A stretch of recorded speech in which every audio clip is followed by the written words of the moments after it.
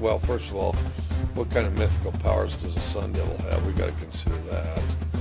You all don't remember the Georgia Southern game, do you? You know, I hope there's Bigfoot. I don't think there is. Like rat poison. All right, so It's Division I football! It ain't intramurals!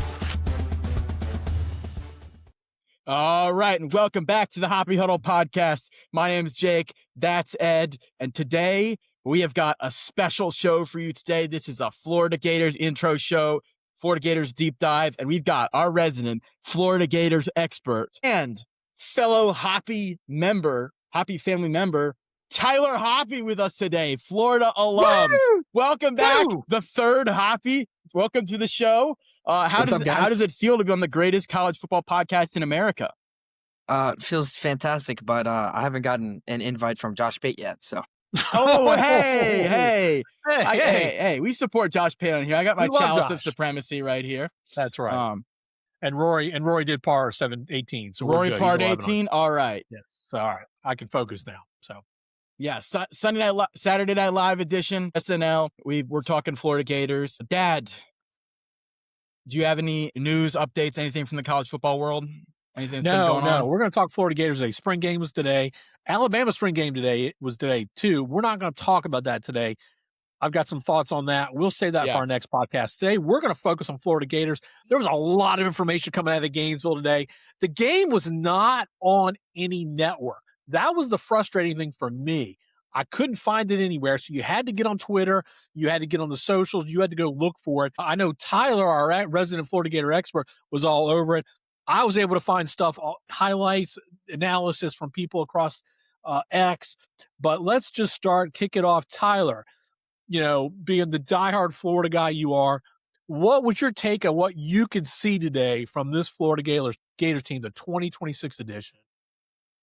Well, I would definitely say there's a few big pointers. The first is that the offense looks good, which is what you kind of expected with Buster Faulkner coming in. Jaden Ball didn't even play today. There's no reason for him to get hit. We all know what Jaden Ball's production can be. Yeah.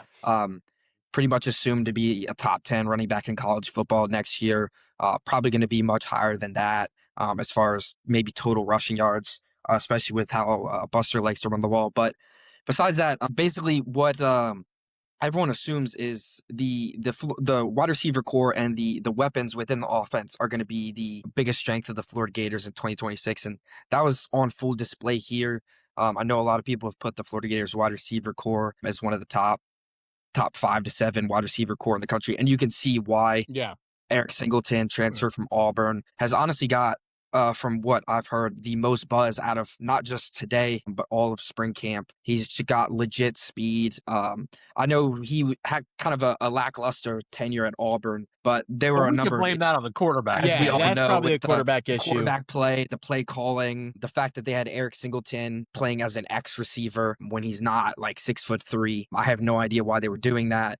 So there were a lot of issues with that. But so we can break that. We can go through the roster. Yeah. Just So, any let's talk about first thoughts on what you saw the spring game? Did it look snappy? Did the offense and defense look good? Thoughts on Summerall with the headset? Just like overall spring game. Offense, from what I could see, I wasn't able to get up to the game today, but from what I could see is offense looked good. The receiving core was amazing. Vernell Brown III called a touchdown pass. Micah Mays, transfer from Wake Forest, called 2 touchdown passes. Eric Singleton caught a touchdown pass. The one thing that kind of the biggest question mark that people had about the Florida Gators was the offensive line, right? So we lost high quality starters that are going to be in the NFL draft this year. We brought in a lot of transfer offensive line, and for the most part, the offensive line looked good as far as pass protection. And that's an important thing considering our wide receivers. But from all the people that I've talked to, including a friend of mine who works as kind of a ball boy for the Florida Gators, is the run blocking was a bit of a concern. And if you watch John Summerall's press conference after the game, he kind of mentioned that. He was like, they have a lot of work to do this summer. I think regardless, the offense will be quite electric this year just because of the fact that we have these weapons, but it can be concerning as far as like our ceiling if we can't get that run blocking down. The one thing I will say though is basically from the way John Summerall has been talking about this team, like kind of since January, is almost every single press conference is, we have a lot of work to do. These people aren't there yet. And it's continued to be like that. Meanwhile, all the insiders and all the people who are watching practice are like, they look elite. They look really good. So part of me thinks that might just be John Sumrall and the Florida coaching staff kind of lighting a fire under their ass, more or less, to kind of be like, oh, we're not where we want to be yet. As far as quarterback battle within the spring game today. Hey, Todd, before we get to quarterbacks, let's go back to wide receivers, because I think you said it, and I think a lot of people around the country agree. This is one of the best wide receiver rooms in the country. I think people know the name Dallas Wilson, probably the best. It's hard to say the best wide receiver. I mean, Singleton's going to be really good too, but five-star Dallas Wilson didn't play today. They're just holding him out. Yeah. Right. If this had been a normal Saturday, Sumrall said he would have played. Yes. What I read. So you got Dallas Wilson, you got Singleton, you got Vernell Brown third, and then you had Micah Mays. To me, that was the standout of the day. Of watching some of the clips, tell me. I mean, I know a transfer from Wake Forest. We got to do a little, but I mean, you put those four guys together. There's other 4-stars behind them. May not see a lot of catches. And if any of y'all watched Wake Forest last year, he was good there. He was big part of their offense. Yeah. Wake Forest was a sneaky good team last year, and he was big part of that. One thing I will say about that is today they ran a lot of 11 personnel, which is 3 wide receivers. I know that Buster said in the post game in practice they've been running a lot of like 10 personnel with 4 wide to work on that, to especially like get the ball out quickly. And the thing about Micah Mays is he was getting a lot of targets today, had some great receptions, but he was playing the X where Dallas Wilson would generally fill in. And so a lot of those targets that were going to Micah Mays would probably go to Dallas Wilson, which you're like, oh, Micah Mays played well, but Dallas Wilson's even better. I mean, Dallas Wilson, they said they clocked him the other day. He's taller, he's bigger, he's stronger. They clocked him, I think, 2 or so days ago, running 21 miles an hour. Yeah, I saw that. And if you remember what he did in that Texas game, it's like if you get him an open field, he's almost impossible to tackle. So if you have Micah Mays slotting in at wide receiver 4, because I don't even think he's better than Vernell Brown or Eric Singleton. No. Then you have a real problem as far as defending that passing attack. So we've got Jaden Ball. He's healthy. You got one of the best running backs in the country. You got one of the best wide receiver rooms in the country with depth. Now you got to have somebody getting the ball consistently. Walk us through the quarterback battle. What happened today? I saw some notes from different people. Tell us what you were able to. And also, do you think the running back, the run blocking may affect actually, who does better in the quarterback battle? Well, that's to you. Yeah. That's a good point. I'd say 2 things. So first being in all the notes we've gotten from spring camp before we get to the orange and blue game from spring camp is that the quarterback battle is close, and that obviously Aaron Philo coming over from Georgia Tech has kind of advantage in kind of knowing the system that Buster Faulkner runs. But at the same time, if everyone says Trammell is a much better arm, he's a much better runner of the football as well, which are 2 important things. That people today said Philo was moving the ball very well, like up and down the field. But Trammell obviously impressed with those deep throws and the accuracy of those throws. I still couldn't give you an accurate assessment of who's ahead. If you asked me on Thursday, I probably would have said Aaron Philo, because that's what we were hearing is like slightly ahead.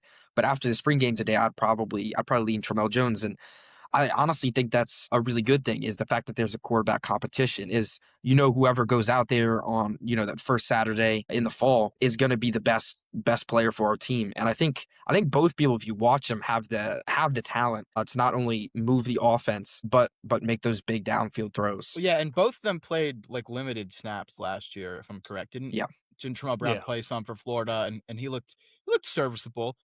And Philo the same for Georgia Tech. I guess it is one thing this year that we may be getting a little more honest feedback on quarterback battles because there's not another transfer window. So the last couple of years when everyone's like, oh, it's neck and neck, you're like, all right, yeah, sure it is. But since they can't just transfer now, hearing that it's neck and neck, that might actually be accurate intel.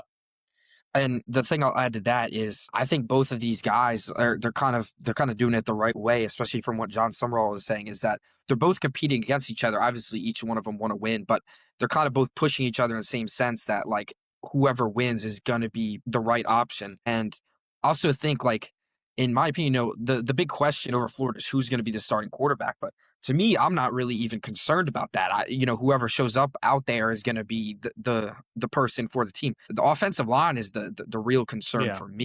Because I think Buster Faulkner has always done well coaching, like within who he has available to him, right? So That's true. if Trammell or Aaron Philo is the quarterback and one of them struggles a little more in one area, he's going to base the offense around whoever that is and what they need. So if you need, quicker routes or deep bombs, whatever it might be.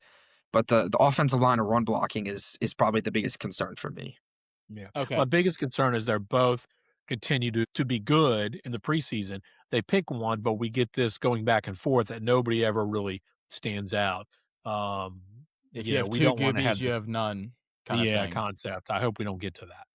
So Okay. it looked like the offense was really more of the star today. What about the defense? What's Brad White cooking? It's interesting you say that. So the defense actually, I don't know if you guys know how they formatted this spring game. So, usually a lot of times spring games, they divide it up, like they put half the starters on offense on one team and they're half another.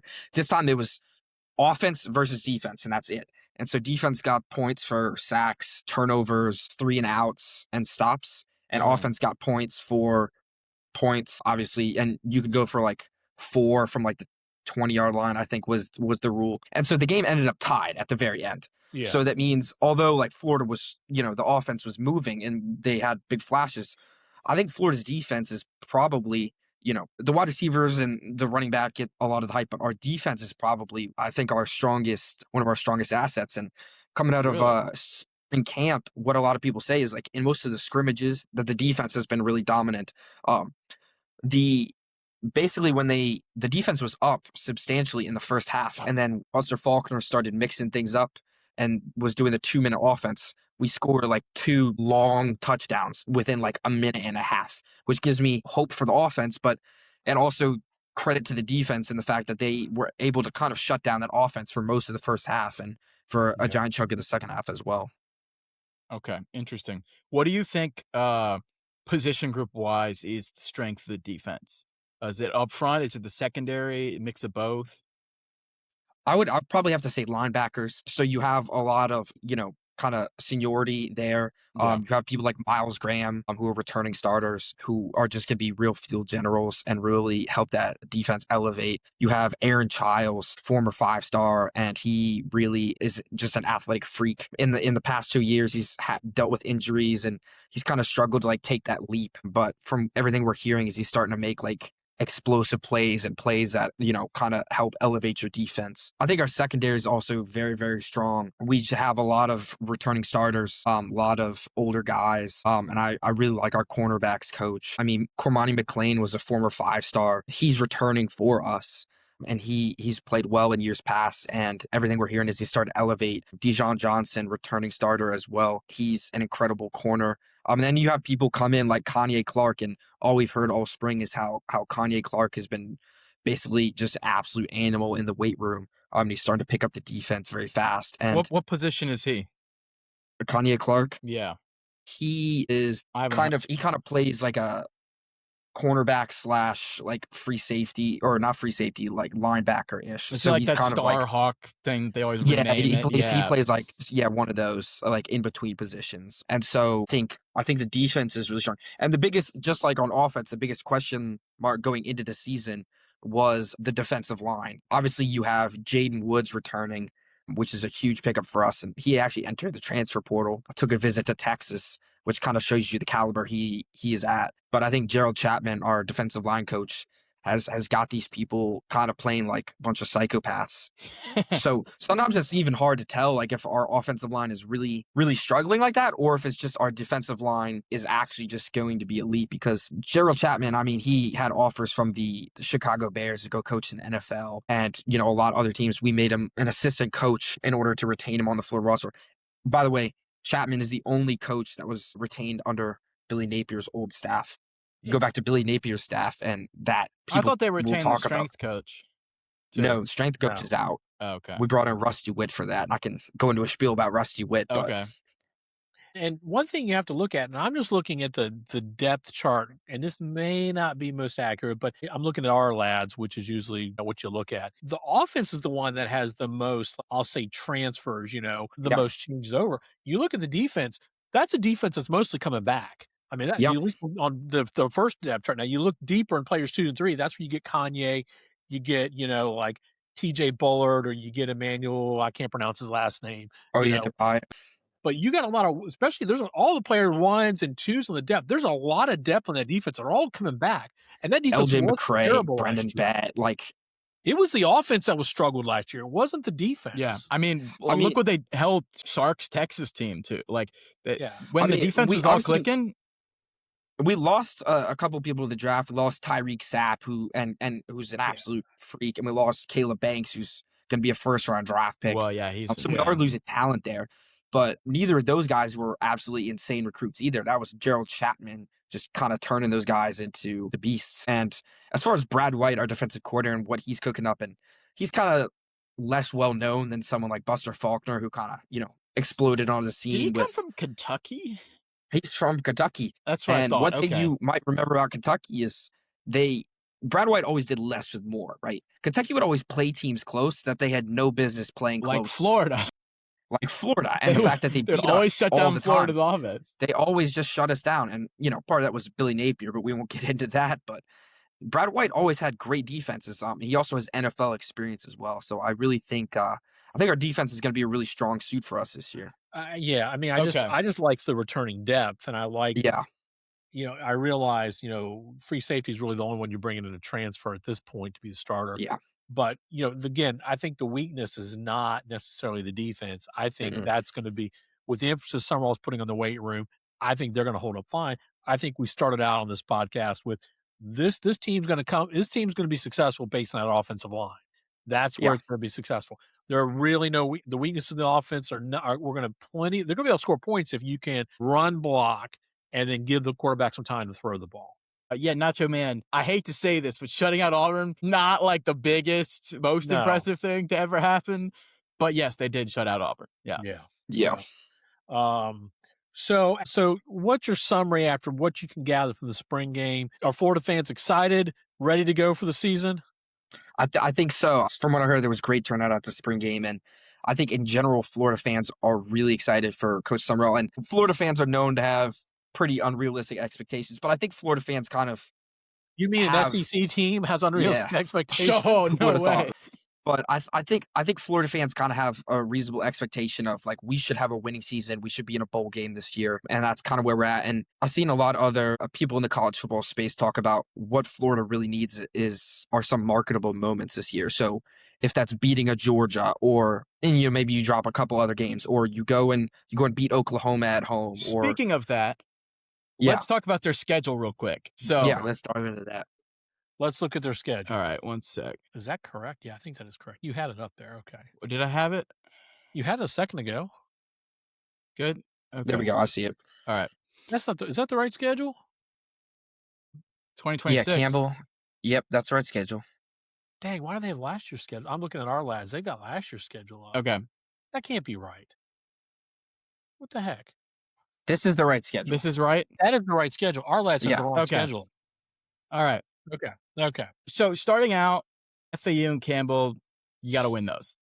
Yeah, that's. We might. I know Buster said he wants to, put up 80 points every game. We might put up 80 points on Campbell. You might on Campbell. Yeah. At Auburn. All right, so let me give a little spiel here real quick. So the one thing I'll say is, so when Vegas first dropped the lines, Florida's line was at 6.5, right? And that existed for about 5 hours before the line moved to 7.5. I think 7.5 is a great line because I think this is, like, in my opinion, I think this is an 8-win team, but you have a game like at Auburn that could really be the difference between 7.5, like a 7-win season or an 8-win season, which is why I think the line 7.5 is really good. The thing about the game at Auburn is it's going to be 2 first-year head coaches in SEC schools going head-to-head. And it's an away game for Summerall's first SEC game. I think this is a must-win for Florida if we want to have a chance at, like, really making a push this year. I would love to see us in the college football playoff. I don't think that's going to happen. But winning a game at Auburn would kind of help us in that direction. Yeah. as far as like momentum. I say if you're gonna get over 7.5, you have to have Auburn. There's no question there. So, and 7.5 is a tough number, especially I would say for Florida fans, because the thought of their program is that we should get 7 wins, 8 wins every year. But it's a tough schedule. The SEC is brutal this year, and so I'd say at Auburn is definitely one you have to have. The stretch here of Ole Miss, Missouri, that's going to depend on how good those two teams are, obviously. But I think Ole Miss at home, Florida can win that one. That's winnable. It's gettable. Even if their Ole Miss is still really good. Something that's I think is worth noting is across the SEC specifically, a lot of these like win totals for teams are like very close together. Yeah. So, I mean, we have the same over-under win totals. Oklahoma, who was in the college football playoff last year and has returning quarterback in elite production on the defensive end. It's like, how is that the case? And then it's because you look at these schedules and there's a lot of wild cards in here. Missouri's supposed to be good. How good they are? How good is Vanderbilt? Vanderbilt lost Diego Pavia, but but they bring in that new quarterback. Like, you have no idea what they're going to turn into. And they run that system. You don't know.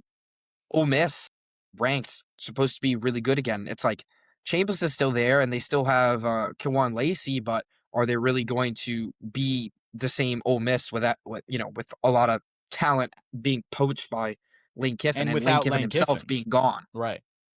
So, and same with Auburn. Auburn has basically the USF roster, but they retained a couple other people. But the USF roster beat Florida last year.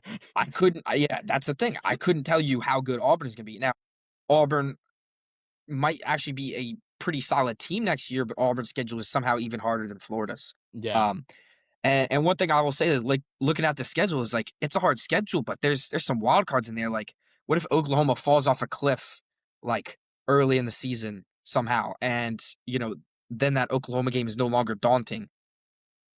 If Georgia's offense isn't firing, kind of a little lackluster, almost as it was last year. We always know their defense is gonna be good. If their offense is a little lackluster, that could be a win for Florida. I know it's in Atlanta this year, but the only game I would say on this schedule, and you guys could feel to disagree with me, that I think is just a loss outright for Florida is Texas. At Texas. I think all of the rest of these games are winnable depending on how Florida starts the season and depending on how they look. You're right. I think they are all winnable. I don't think they will win them all. I agree. And I will say, I think the most automatic win out of the Power 5 teams they play is at Florida State. The end of the year, for sure. Mike Norvell's gone by then. Their roster is going to be all in the portal at that point.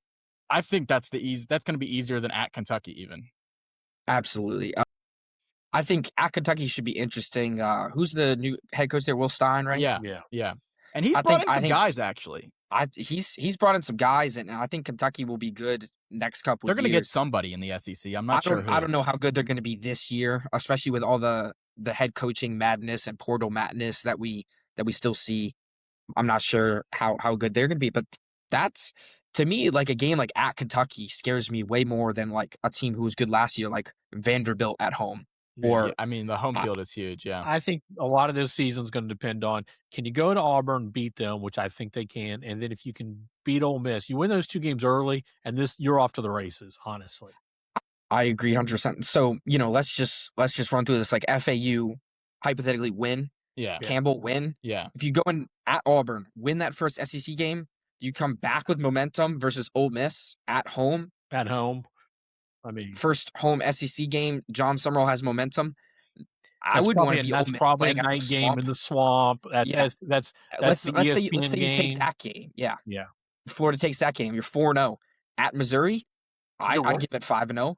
South Carolina. Win. Nobody's scared of South Carolina. I'm more scared of Kentucky. South Carolina's not. Sorry. Yeah. I know they have Lenore Sellers, but I don't believe in him at all. Now you're 6-0 against Texas. 6-0, and then you'll lose. You'll lose. All right. You lose at Texas. I'm going to pencil that in as a loss. There's a world it's closer than people might think because Texas is playing Oklahoma the week before. Cam Coleman, though, like, Cam Coleman, but Sark always manages to choke like random games. And so I think there's a world this is a lot closer than people It's not think. at Florida, though. It's not at Florida, but they do play Oklahoma the week before, and we play South Carolina. And that matters a bit. It does. So I'm still putting that as a loss. I would too. Same with Georgia. What is that? 6-1. 6-1. We have a bye, and then we go play Georgia. Georgia's probably going to beat us that game. I'll just, probably say that. But 6-1 Florida team, angry off a loss to Texas and a bye week, definitely winnable. And if you could beat Georgia, then it's off to the races, and that's a college football playoff team. So it's kind of almost like a landslide. You need the first at Auburn and at Ole Miss or versus Ole Miss to work, so you can I kind of get that train rolling. I still think their ceiling is capped at 8 wins for year one. I don't think their ceiling. I think our ceiling is. I think our ceiling. I think we're 10. I think it's. I think it's a minimum 7-win team, and I think it's max 10-win team. Yeah. And I think. Yeah. We do this every year. This is a 7-8 win team at best. Yeah. Rob's 1608. I agree with you there, man. I mean, Florida's got a lot of talent, and it looks great going down the for. Come on, you're going down the schedule, but come on, I'm seeing 8 wins. And by the way, 8 wins is a good season for year one of Florida. If you guys get 8 wins, you should be happy, okay? And build on that for the future.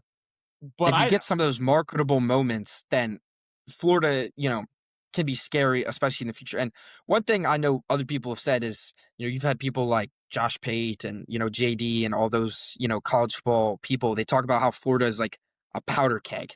And then you listen to John Summerall talk about all we need to do is like wake up what Florida could be. And you're already seeing John Summerall and this new staff actually recruit on the vision that they have. And we could talk about recruiting, but we've started to sign some big people. Billy Napier could recruit. He just couldn't call plays. He could recruit. He was a dang good recruiter. Just look at the roster. But I'll throw this out for you. So if Billy Napier can recruit, top 12 classes for 3 years and having never hit like a 9-win season, what do you think John Summerall could do with a 9-win season or an 8-win season? And the boosters start to throw in a little money, and you kind of get the state of Florida, you get that talent. What do you think, John Summerall? That suddenly Florida becomes like, a top 10 recruiting class, like, they're pulling in top 5, top 4 recruiting classes. Yeah. I don't think the country's ready for this again. It's like when Kirby woke up Georgia, Exactly. Or you wake up Florida and we could start. Or Mario woke up Miami and suddenly they're in the title game. And suddenly it's like, Miami is like pulling in top classes and they're scary. And it's like, which, by the way, Florida still has to catch Miami in state recruiting wise, which I think they can. They have the potential. There's a lot of talent in the state of Florida. There's a lot of talent in the state. Yeah. So Florida, it's the kind of the way the state is there's a lot of bias towards certain schools. Like kids grow up fans of certain schools, and then like that matters a lot. Yeah, so it's like some kid could be from Miami and it's like grew up a Gators fan, and it's like we can still recruit all the way down. Speaking of recruiting, can you talk about a couple of the big wins Florida's had commit-wise the last couple of days and weeks? Yeah. I mean, first we have Maxwell Hiller. He committed, I think it was Wednesday or Thursday. 5-star interior offensive lineman, number 4 national prospect, number 1 interior offensive lineman. This kind of recruitment was fully because of Phil Troutwine, who was the former Penn State offensive line coach, former captain of the Florida Gators on those national championship teams. So he's played at the University of Florida. We got him after James Franklin left, and that kind of recruitment, since he's from Pennsylvania, Maxwell Hiller, that recruitment kind of stayed with Phil Troutwine. And we that is a huge pickup for us. It's our first 5-star offensive lineman since I think like 2013 or 2015. I saw that stat, and that doesn't feel correct, but then I guess it is. It's correct. We haven't signed like a big lineman like that in ages. So we kicked off recruiting with that, which boosted our national rankings a lot. And then we went ahead and signed Davin Davidson from Sarasota, Florida. He signed the day after Maxwell Hiller. He's a quarterback. He's not, I think he's 15th or 13th nationally, if I'm trying to remember. Yeah. Okay. I think he's 12th. He's 12th nationally. And he doesn't necessarily like jump off the paper as far as like what his production in high school, but he kind of has what a lot of people say is like one of the higher ceilings of all the quarterbacks in class because he's 6'6", 215, has an absolute rocket for an arm. So he's a Just real gotta raw, toolsy guy. raw tools guy, which is fine because you can sit behind people like Tramel Jones or Will Howard or whoever ends up being quarterback next year for the Florida Gators. Yeah. And so we signed him, and then just today we flipped Amari Fountain, who was a South Carolina cornerback commit. Number 4 QB in the cornerback in the country. Number 4 cornerback in the country, top 25 national player. And so just in the past couple of days, we've signed a lot of big prospects. Yeah. And that moves Florida's class right now. I've seen Rivals has him up to number 9. So that class is, I mean, Summerall's doing it off the field like he needs to. This is what I'm talking about. Summerall hasn't even coached a single game with the Florida Gators yet. And he not only retained last year's signing class, which was pretty solid class. And actually, they only lost one commitment. They retained everybody else. But also, before ever even coaching a game, he's already pulling in, a top 10 class. If Summerall goes out there in the fall and let's say, 7-win season, that's still very solid. But if you have a couple of good moments, you can market that. If he somehow goes out there in the fall and gets like a 9-win season, suddenly recruiting for Florida is a lot scarier, and you're going to have a real issue, and Florida's going to be, in my opinion, is going to be back to national success in the next couple of years. Now, granted, we haven't seen anything on the field. So, that was what I was going to say.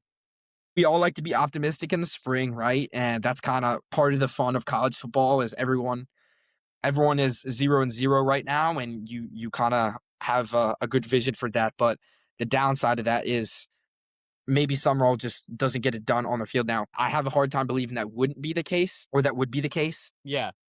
That he just lays an egg and just doesn't do anything, because look at his coach tenure. I mean, he's basically played for the conference championship every single year. His teams are all physically tough. The only games he really lost are when he's at Tulane and Troy playing Power 5 schools. And when there were other coaches like Kurt Signetti and that JMU team that beat him, I think once or twice, which was basically that Indiana team.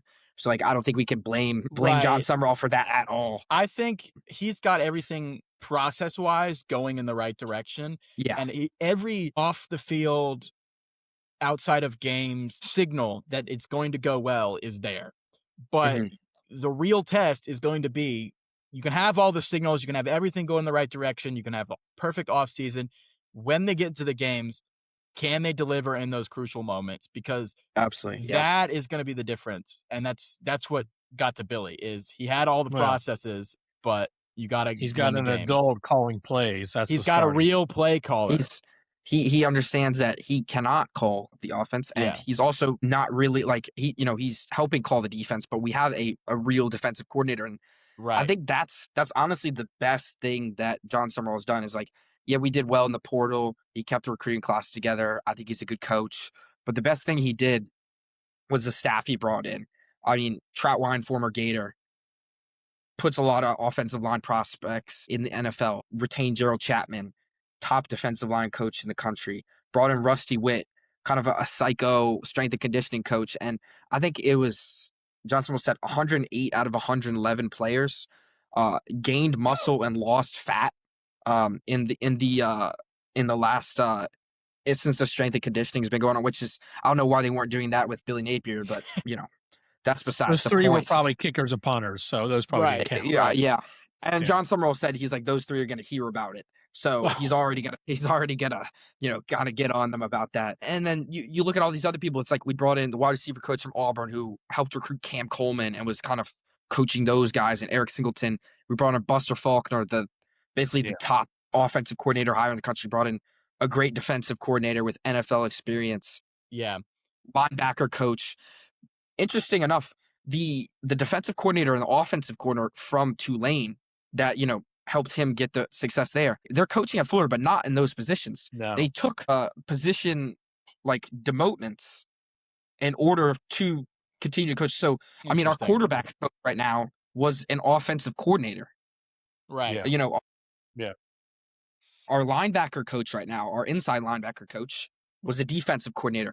So like these are people who already have really good knowledge of the game that took cuts just to coach with John Summerall. And I think this staff is like what's kind of lighting this recruiting on fire and is what's getting this going. He talked about it in his Josh Pate had a little Josh Pate podcast with Summerall. He talked a little bit about that. It was really good insight on how he put this coaching staff together. So yeah. All right. Well. All right. Let's go. I'm ready for games to start. I'm now. excited. Let's go. Right? Yeah. Yeah. I think we're all going to be at the Florida Auburn game, I'm sure. We will. So I'm going to be there with my Florida jersey. And, I think I'm going to be there. Cursed out by some nice fans there. Yeah. So that'll be fun. So, all right. Well, Tyler, thank you so much for joining the Hoppe Huddle podcast. Yeah. Thank all of you for watching. We got up to 10 live concurrent viewers at one point, which is it's pretty sweet. So our Saturday night special too. Woo! Yeah. Make sure to like and subscribe on YouTube. I've been putting out the shorts and the clips pretty much every day now. So thank you guys for watching. When we do our next podcast, we're going to talk about the top 10 worst Power 4 programs. Yes, we're going to talk about the top 10 worst Power 4 programs in our next podcast. And by the way, if you want to be a guest on the show, hit me up and you can call in and give your I'm sure super smart opinions. But Tyler, thank you for being our first guest. Yes, Tyler, thank you. You were great. Thank you for having me, guys. And I think you are an official huddler now. So yeah. All right. There we go. Thank you guys so much for watching. Like and subscribe. Good night. Enjoy the Masters. Thank you guys. Bye.